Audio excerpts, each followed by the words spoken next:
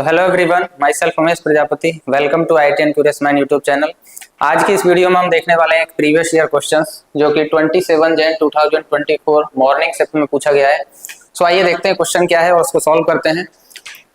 A fair die is tossed repeatedly until a 6 is obtained. Let x denote the number of toss required and a equal to probability of x equals to 3 and b equals to this, c equals to this. Then we have to find the value of b plus c by a. So basically इसमें given क्या है, देखो एक fair die को toss कर रहे हैं कब तक, जब तक 6 ऑब्टेन ना हो जाए, जब तक हमें 6 ऑब्टेन ना हो जाए।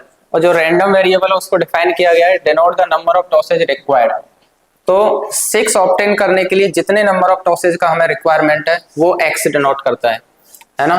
और उसके बाद a को डिनोट किया गया probability of x equals to 3 से। तो a इक्वल्स टू है probability of x equals to 3। इसका मतलब क्या है, x इक्वल्स टू 3 का मीन्स 3 का मतलब कि हमें 3 नंबर ऑफ टॉस जो है 3 बार टॉस का रिक्वायरमेंट है अगर हमें 6 ऑब्टेन करना है तो, है ना। तो हमें 6 अगर ऑब्टेन करना है तो 3 बार हमने टॉस किया है, तो 3 बार टॉस किया, इसका मतलब फर्स्ट वाले टॉस में हमें 6 नहीं मिला, सेकंड वाले टॉस में भी हमें 6 नहीं मिला और थर्ड वाले टॉस में हमें 6 मिला है। यही मतलब है इसका। तो फर्स्ट वाला जब टॉस किया तो 6 नहीं मिलने की प्रोबेबिलिटी कितनी होगी, 6 नहीं मिला, इसका मतलब 1 2 3 4 5 में से कोई भी आया होगा, तो उसकी प्रोबेबिलिटी कितनी होगी 5/6। सेकंड वाला जब टॉस किया तो भी हमें 6 नहीं मिला, तो उसकी भी प्रोबेबिलिटी 5/6। और थर्ड जब टॉस किया तो हमें 6 मिला, तो थर्ड टॉस में 6 मिलने की probability that is 1/6। So a की वैल्यू हमारे पास में आ गई है a equals to 25/216। Similarly v जो है वो probability of x greater equals to 3 लिखा हुआ है, b equals to probability of x greater equals to 3। तो इसका क्या मतलब है, probability x greater equals to 3, तो I can write this as probability of x equals to 3 plus probability of x equals to 4 plus up to infinite।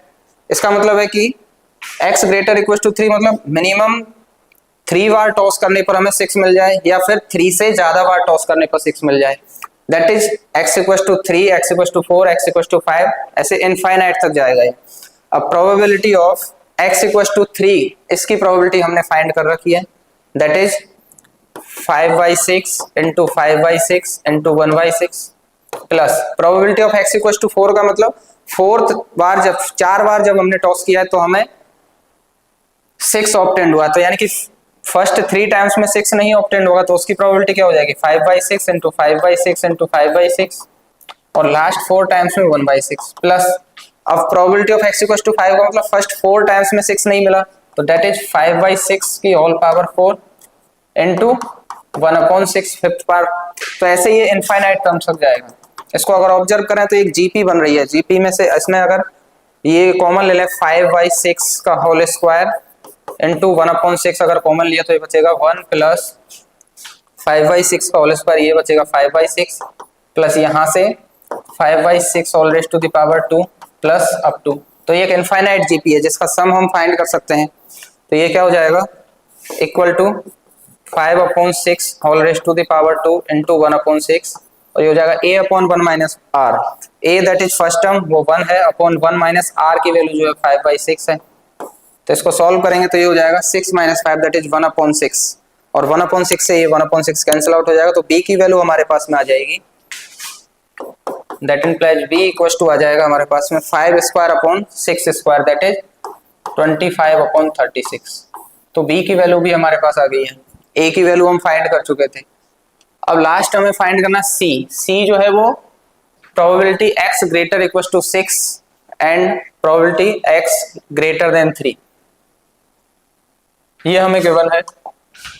c equals to probability x greater equals to 6 x greater than 3। तो इसका formula हम जानते हैं, ये होता है probability of x greater equals to 6 intersection x greater than 3 upon probability of x greater than 3। तो यही मतलब है इसका।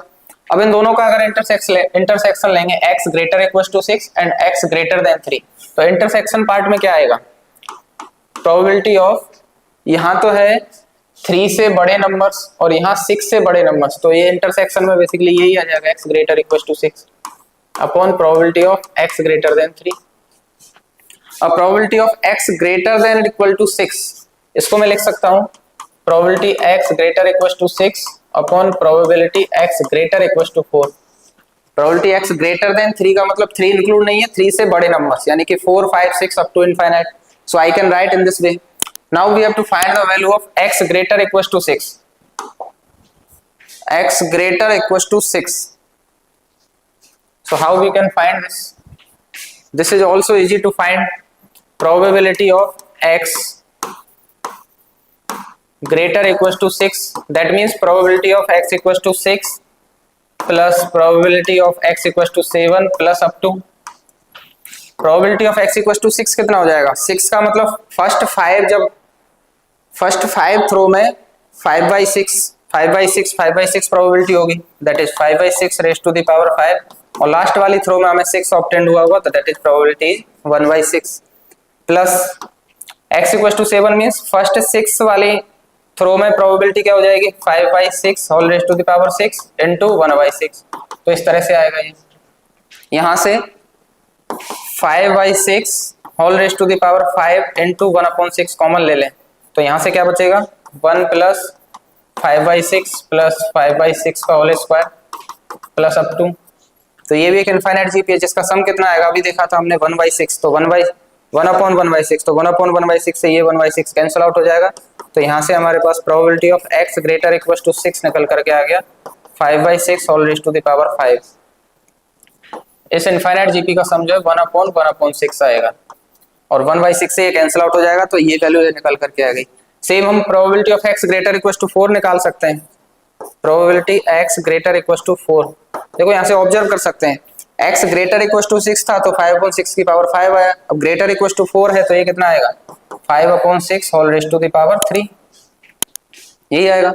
तो इन दोनों वैल्यू को यहाँ अगर सब्स्टिट्यूट करेंगे तो हमें c की वैल्यू मिल जाएगी कितनी 5/6 whole raise to the power 5 upon 5/6 whole raise to the power 3। तो यहाँ से 3 पावर कैंसिल आउट हो जाएंगे, तो ये निकल करके आएगा 5/6 whole raise to the power 2। तो c की वैल्यू हमारे पास निकल करके आई, c की वैल्यू भी 25/36। तो a b और c तीनों वैल्यू हमारे पास हैं। अब हमें फाइंड क्या करना है, we have to find the value of b plus c by a। So a की वैल्यू तो ये थी, b की वैल्यू हमारे पास 25/36 थी एंड c की वैल्यू भी 25/36 है। तो इनको जब ऐड करेंगे तो क्या मिलेगा हमें b plus c, that is b plus c की वैल्यू हो जाएगी 2 इंटू 25/36 अपॉन a की वैल्यू 25/216। तो इसको रीअरेंज करेंगे तो आई थिंक आंसर आएगा, देखो ये हो जाएगा 25/18 मल्टीप्लाई 216 ऊपर आ जाएगा और नीचे 25, तो 25 से 25 कैंसिल एंड 18 से ये कैंसिल हो जाएगा, 6 3 जा 18 एंड दिस इज 12 टाइम्स, तो इसका आंसर आ जाएगा 12। तो b plus c by a की वैल्यू आ गई 12, तो ये इसका फाइनल आंसर होगा। सो आई होप क्वेश्चन जो है वो समझ आया होगा। आज के लिए इतना ही, मिलते हैं नेक्स्ट वीडियो में। Till then keep learning keep exploring and ऐसे ही और वीडियोज के लिए चैनल को सब्सक्राइब करें। Thank you.